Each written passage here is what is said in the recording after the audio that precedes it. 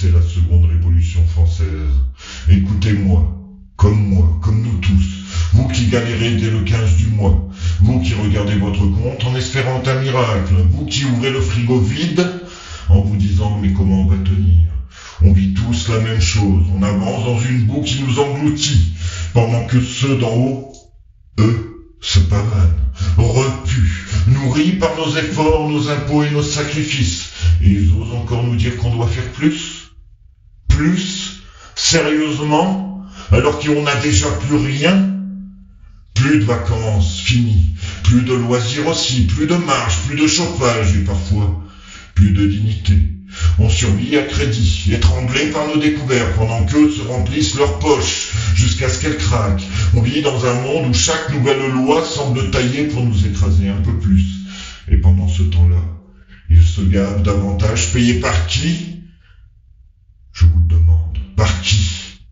Par nous, toujours nous. Eh bien, moi, je vous le dis, il faut que la peur change de camp. Oui, cette peur qui nous ronge, cette peur de ne pas y arriver, cette peur qu'ils entretiennent pour nous maintenir à genoux.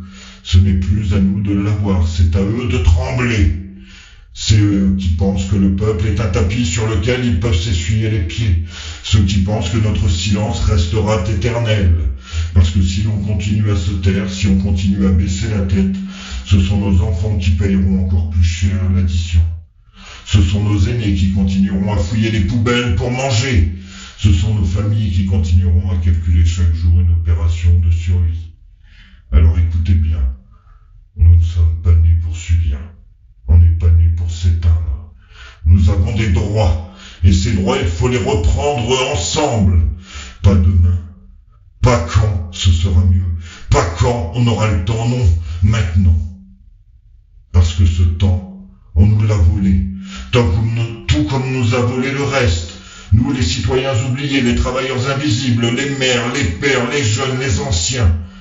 Nous sommes des milliers, que dis-je, des millions. Eux ne sont que quelques-uns.